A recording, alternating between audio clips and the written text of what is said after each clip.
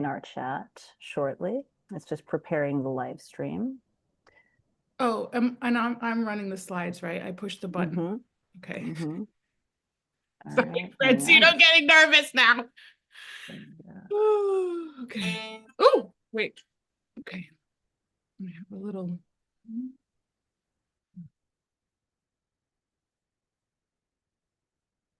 Okay. So wait, okay, that's the live stream. Wait, now I'm forgetting how to do the slides again. You're going to share them, right? Or wait. No, I'm just holding shit up is what's happening. Okay.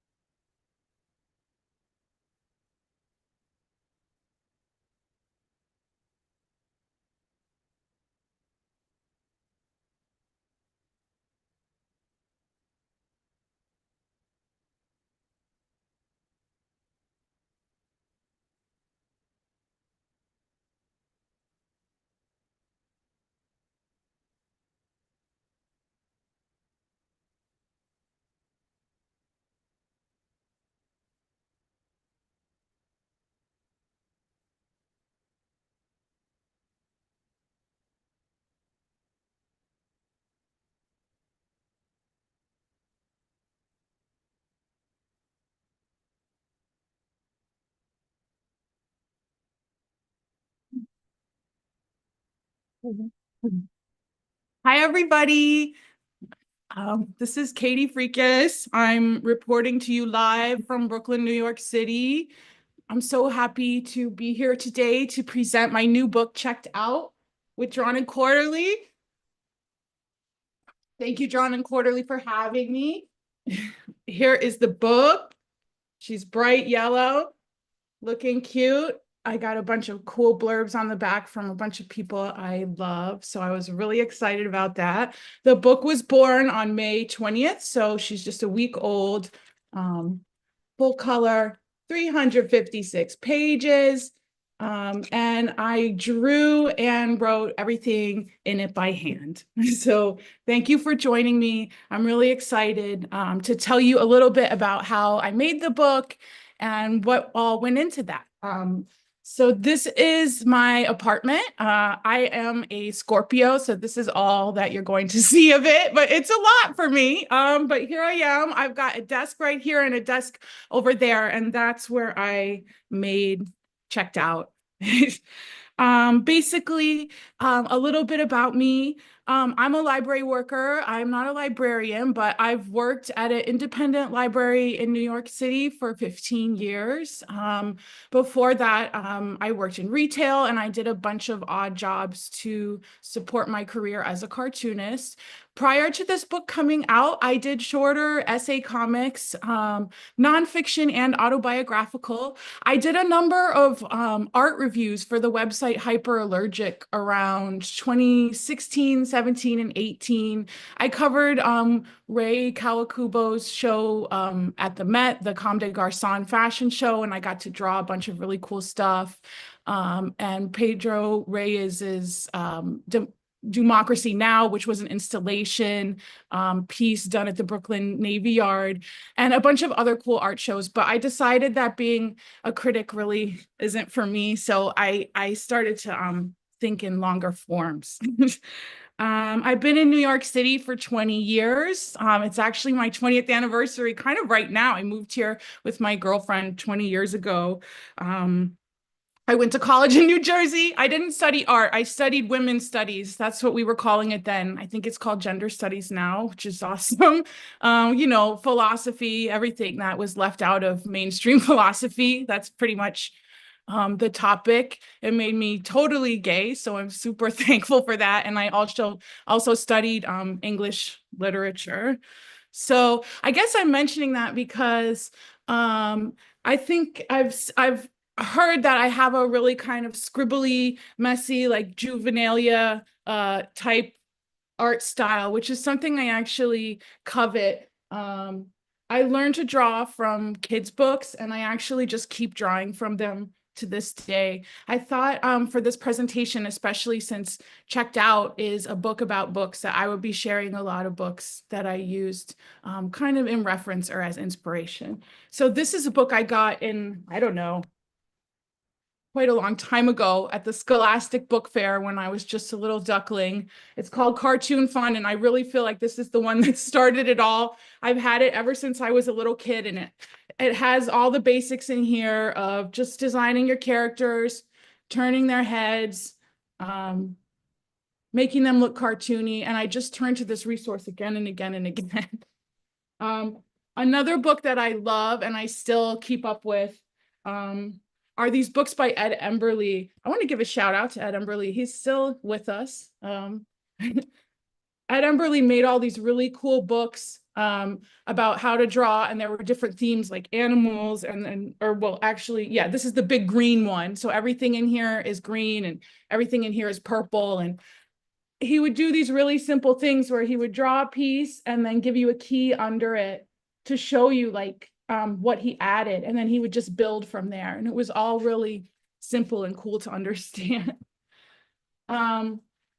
Checked Out is about a character named Louise. She also works in a library like I do, but she's only loosely based on who I am. I did tell a few lies. She has a cast of characters around her. They're her friends. And they are also mostly artists living in New York City with day jobs. Louise is obsessed with a piece of history that she found out about. It's a story about a pigeon in World War I who saved a battalion of US Army soldiers. And the pigeon was given a medal and has been lauded as this war hero. The character comes across this story and decides she's going to write an epic graphic novel about it. And so the book is sort of about, toiling in your day job, trying to find love, queer dating in New York City, which can be absolutely atrocious and also really fun. And I hope a lot of it is funny. And it's also about, working on your magnum opus and what do you do when sometimes your research leads you places that you didn't expect. So the character in the book is also a kid of somebody who was in the military. That's sort of unacknowledged in the book, and I did that on purpose. There is a connection I think a reader might be able to draw between Louise's research into World War I and her own history as a military brat. But the whole checked out aspect of the book is kind of that Louise isn't necessarily making those connections. She's simply in the process, and we see her untangle those things. Another book that this makes me think of from when I was a kid was the Berenstain Bears. I had the whole series and I just loved these books. And I had a babysitter who, when we lived in Texas, when we were also moving around because of my dad's job, read us this book in particular. And she was saying, this is going to be you soon. So it's all about how the Berenstain Bears have to move and how brother and sister can't bring their friends with them. So this is sort of like a deep cut into my process. Let me see. So that's a little bit about me. Let's see. So one thing that I think I would like to share are some character sheets and the way I kind of crafted the book.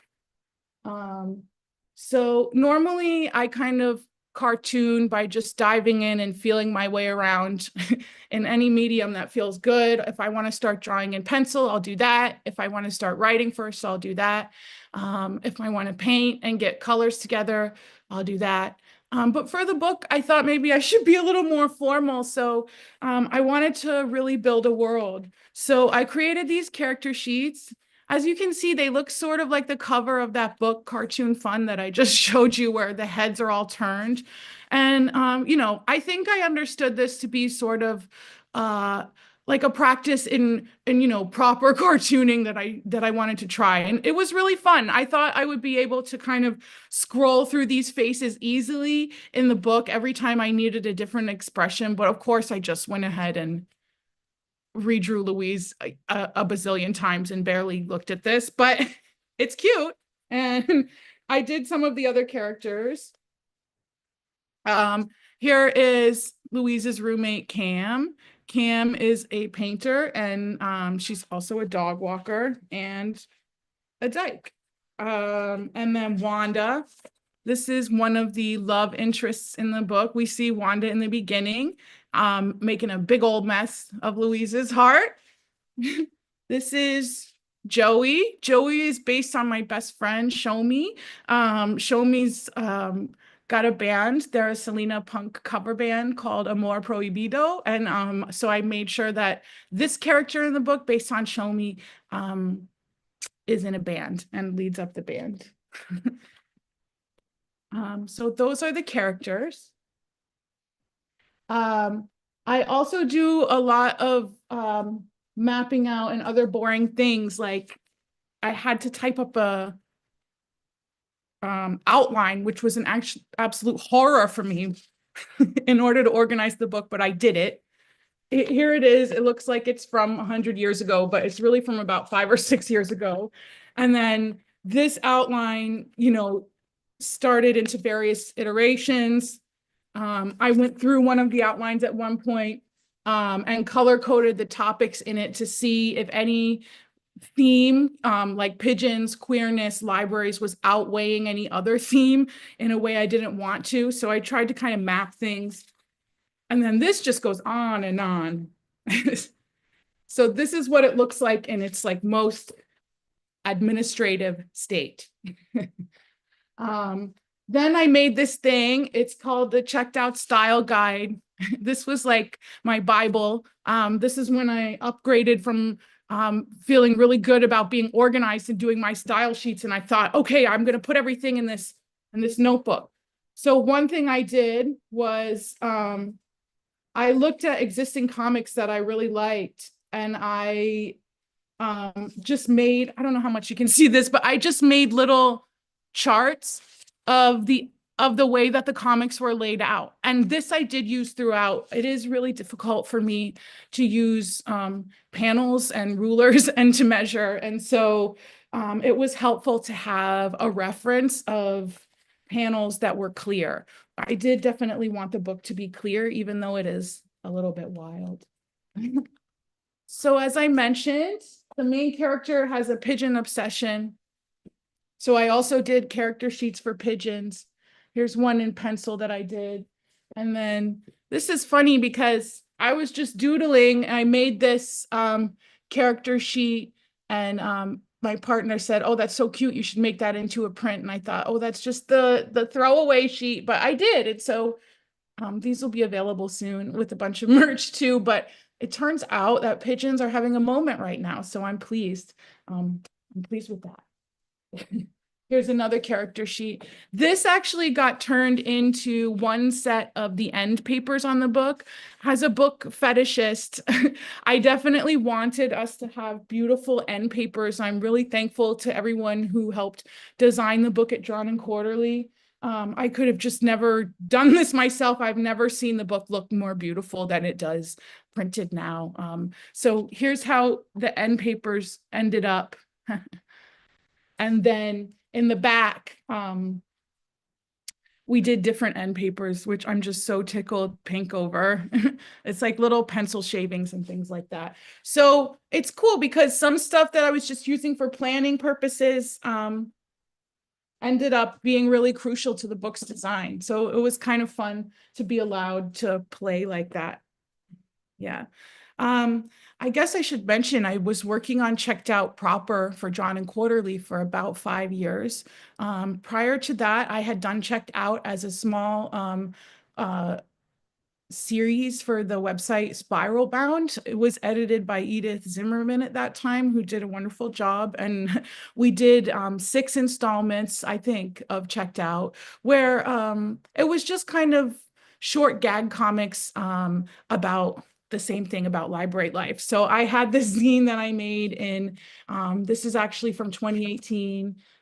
It's an early version, an early iteration of Checked Out. As you can see, um, it's even less refined actually than the art in the book ended up. I know sometimes I can get a little too sloppy for my own good, but I feel like I honed my style a bit. But here's Checked Out from 2018. So this was a long time coming, and I'm so pleased to finally see it in print. Let me see what else. Oh yeah, so then I thought I might show some of the notebooks and more of the kind of like hard aspects of the book. So I did have those typed up outlines, but then if you'll allow me, I have this huge stack. This is just part of it. Where's the rest of it? Well, oh, here it is. I have this absolutely huge stack of notebooks where I write and I keep journals for years and years. And I definitely pulled from all of these notebooks for the writing of Checked Out. It's actually been kind of a weird, bittersweet letdown since I finished the book. I feel like I used so much of my material over the years that I'm almost depleted. And so I'm looking forward to learning what my new projects might be. At one point, in an attempt to organize myself, I tried using index cards, and then I wrote basically the scene and what was said on it per page, and then I kind of shuffled them around, but that turned out to be too organized for me, and I abandoned it. Another thing I tried to do was I got a big binder and I printed out the pages and I put them in the binder so that I could kind of like flip through it as a book. And that did help a little bit. But one thing is, since I had never done a project this long, I was having a lot of trouble with flow and trying to keep the momentum of the story going, trying to stick to a sort of beginning, middle, and end structure, but to still make things fun and interesting. And yeah, I found myself kind of looking to other cartoonists for help. And this is actually how I got into cartooning in the first place. I got into it in my early 20s. I was in college and suddenly like the world of underground and queer cartooning just kind of exploded into my face. And it was just wonderful to learn about. And that's when I realized that that there were stories that actually resonated with me and that I wanted to tell my own stories that way too. I always wanted to be a writer and I always drew, but it wasn't until I saw the work of some of these other cartoonists that synergy really started to spark. So I would love to share some of my early favorites. This is Ariel Schrag. This is, Ariel Schrag has gone on to do a bunch of really interesting projects and amazing comics. And this is something I was reading coming out as a gay and as a early, a young college kid. And this stuff really like knocked my socks off. This is another book. This is another zine by Ariel Schrag. This is Awkward, #1. And, these were all eventually made into books. What's cute is that, see, we got the little notebook and the pen here. Little stationary fetishists like myself really loved stuff like this. Let's see. There's always Roberta Gregory, who did Naughty Bits with her character Bitchy Bitch. Here she is with her tits swinging in rage. Yes, the display of rage in this character was just what the doctor ordered. It was like if Kathy had like one too many cups of coffee, she would have become bitchy bitch, but she couldn't pull it off either because because only bitchy bitch could do it. So this was very funny. It is part of my project to be funny, no matter what the message. I almost feel like that's a great way to get serious messages through. And so my book, Checked Out, I hope is funny. And also, I hope it's an anti-war book that has something to say about propaganda. And again, another group of people that I have to look to and to thank for learning about how to do political comics in a funny way were all of these collectives of women and dyke and, you know, today we would say non-binary cartoonists who were working in like, you know, in like the 70s, 80s, 90s. So here is a Lee Mars cover of Women's Comics. Women's Comics was this cool anthology with art by women in it, and it was, you know, like slutty and scandalous and real. Lee Mars is one of my favorite cartoonists, very, very funny, writing about body, sex, and is just a hilarious person. So this is a Slutburger comic by Mary Fleener. And of course, we have, and this is actually, this is by Jennifer Camper. This is an anthology from, I think it's from 2007. This was not one of my formative comics. This was actually one of the first anthologies that I was published in. Jennifer Camper is a great cartoonist. She did a number of really awesome comics, including Subgirls. And actually, I will be with Jennifer Camper tonight, if you're in New York City, at the New York Society Library at 6:30 p.m. That's actually going to be live streamed as well. So if you just go to the New York Society Library's page, you can register and get the live stream link. Or if you're there in New York, you can come see me and Jennifer Camper tonight.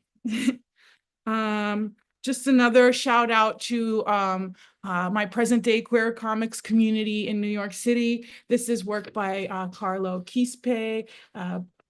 Carlo is originally from Peru, has been my New York City stepbrother in comics for 20 years. This is his one of his comics from 2016, and his character is called Will, and the comic is Political Will. And then this is E.A. Bethe. Sorry if I'm saying your name wrong, but I'm just a huge fan. Here's where my cat, may she rest in peace, chewed this comic. But this is another great literary comic that goes on and is just fascinating. And I just think the writing is absolutely wonderful. Okay, what else do I have to show you? I thought I could, if everyone is still with me, show you just some of my originals and the way that the comics come together. And then I would love to take questions after that.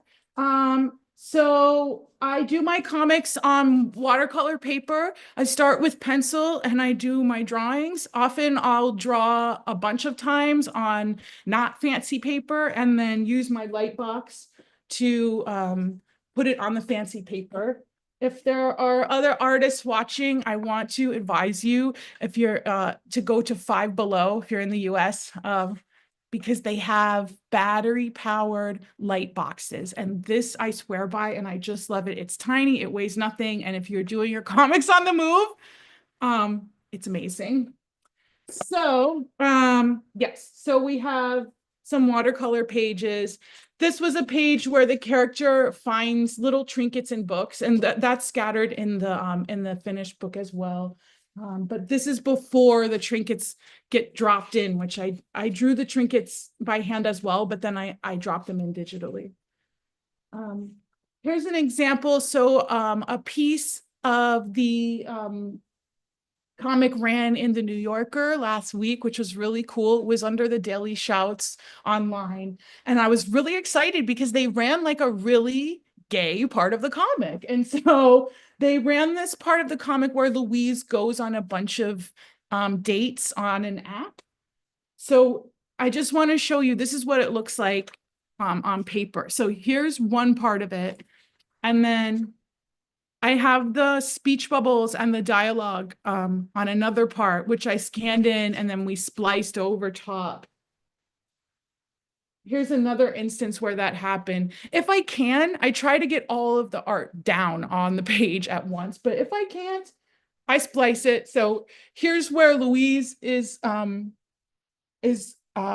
through Grinder, which is the name of the app she's using. Or not Grinder, that's the real name of the app. Gander, that's the fake name, sorry.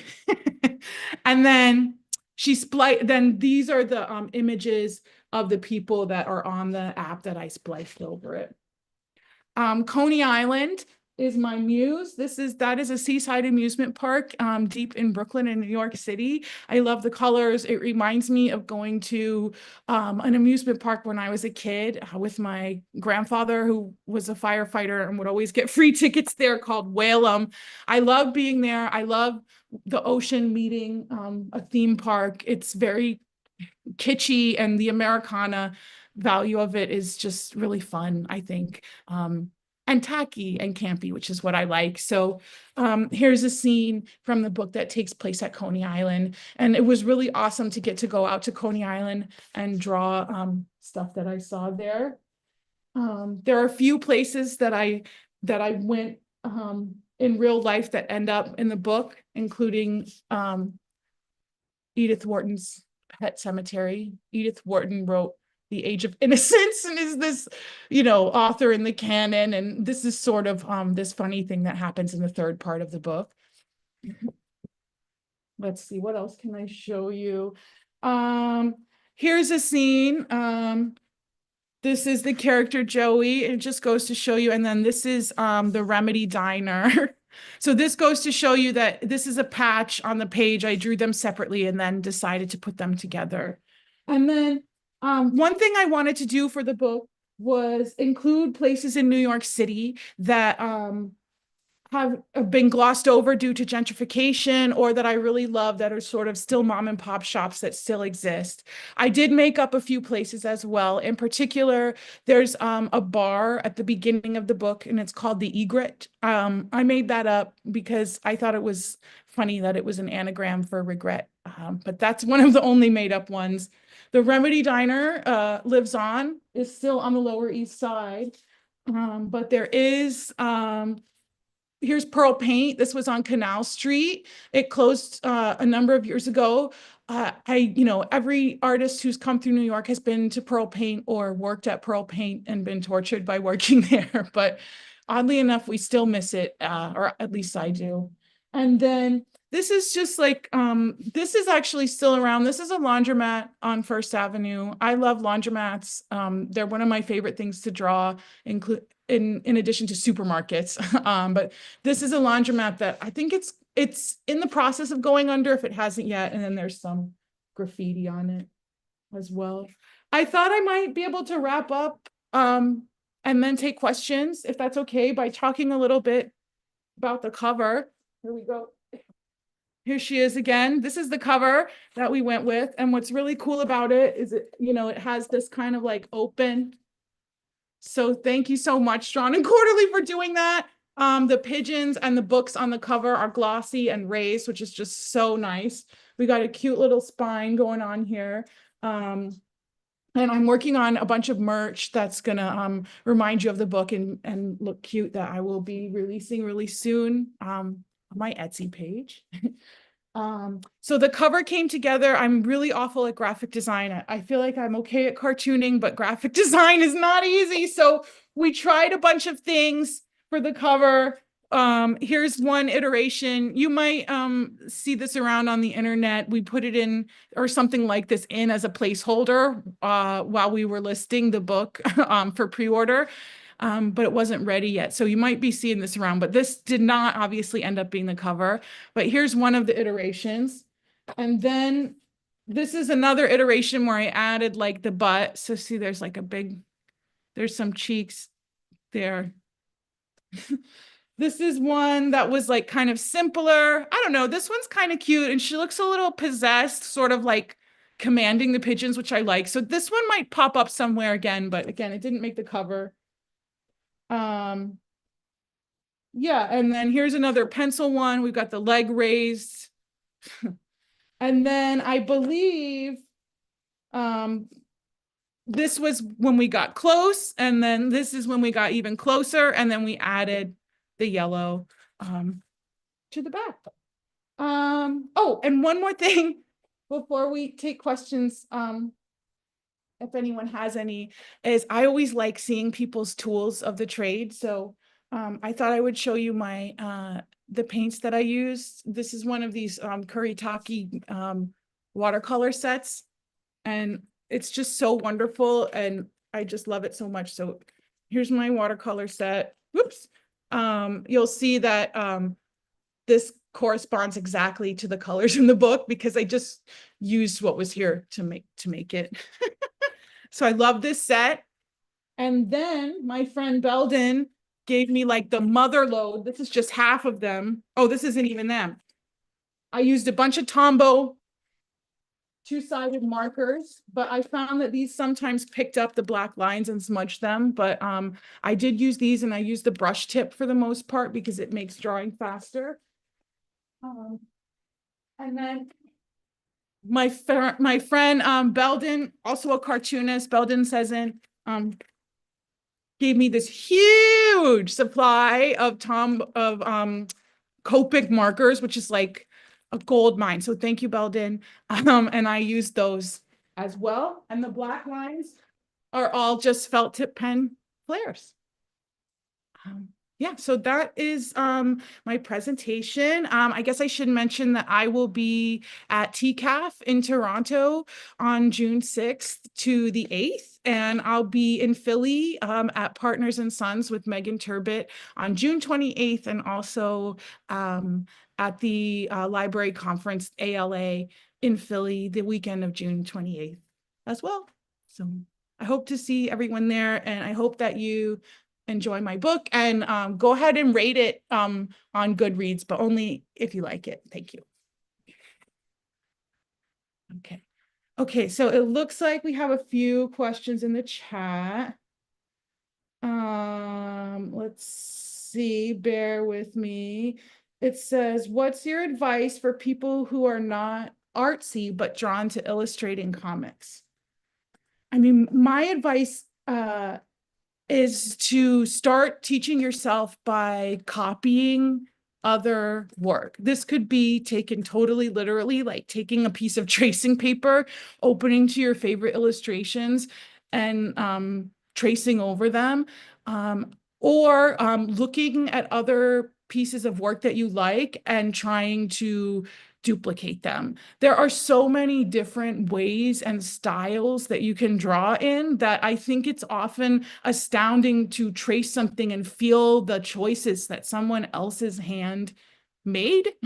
They're often not the choices that you would make, and sometimes just moving your hand in that way is really helpful in loosening yourself up. I would say that that is to say, looking at other people's art is not to compare yourself to it, but to yeah, use it as a teaching mechanism. So I would say the other thing is to just tell yourself before you get started, like, I can draw anything, which is something that I do all the time. I was terrified of the book in many places because there were many things I hadn't ever drawn before, like the inside of the backseat of a car, or a Ferris wheel. And so I would just tell myself I can draw anything. And somehow, yeah, I guess I mean words of affirmation are really helpful too.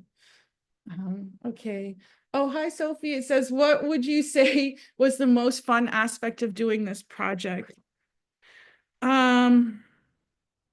I really love painting. So I loved that I got to hand paint this project. That was always the thing that I was looking forward to the most in the process. And now that this project is done, I am starting to work on another book, but I would like to do some large scale paintings first. I find it just to be really soothing.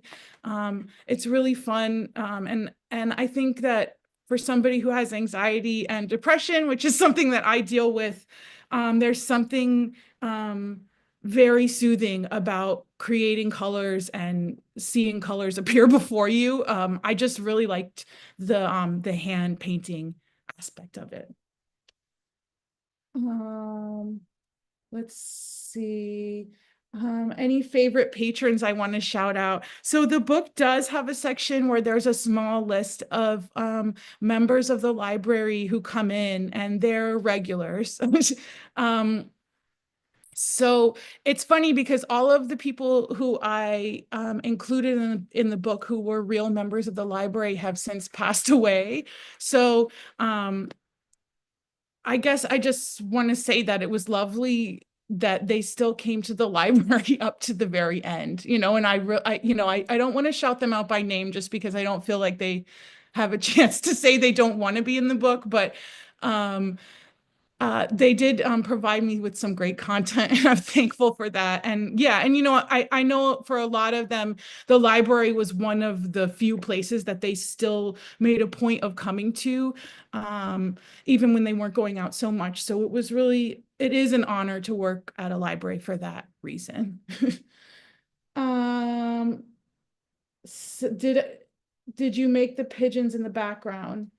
No, the pigeons you mean in this room here. So this pigeon right here is made by Tina Trachtenberg. She goes by Mother Pigeon. She's currently working her buns off in New York City to stop I think there's like an illegal seizing of pigeons going on, and they're being sold. And anyway, she's a huge pigeon enthusiast. She's sort of legendary in New York City, and she's an activist. And she makes these pigeons and sells them in Union Square. She puts the flock around her. So that was a gift. There's a pigeon driving a car that looks like a peanut. That was also a gift from my partner.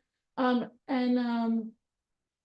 yeah, people have just been getting me little pigeon gifts. So I've been putting them by my desk. Do you keep a sketchbook, and can we get a peek? I definitely keep a sketchbook, and it's funny, I couldn't figure out how to work this into the book in writing, but one thing I wanted to say was something like how the character can't finish her own book that she's working on, and she can't even finish her own sketchbooks either. That didn't make it into the book because I don't know, it wasn't cute or clever enough, but it's something that resonates with me. I have a stationery fetish, and so I'm always getting sketchbooks and then like filling them to like here, so here's one of my sketchbooks. I'll show you. I just like to keep notes about places I've gone. The sequential artists workshop, I think that's what it's called, they were based out in Florida.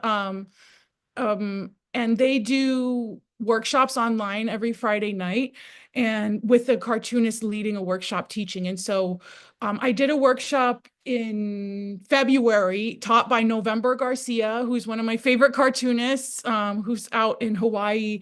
And she taught us all to do a comic on a theme, and the theme was living your best lie.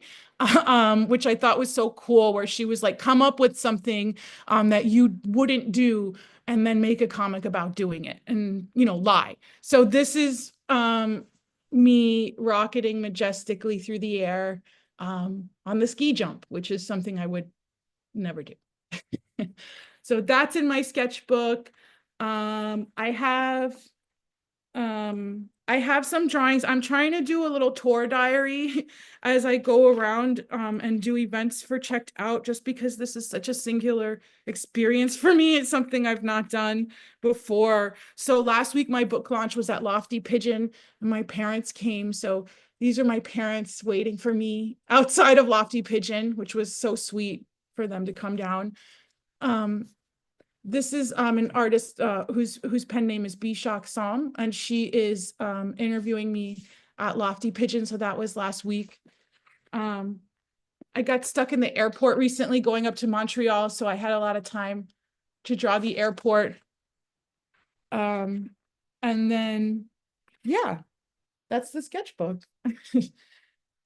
Tracy asks, what's my new book? So my new book,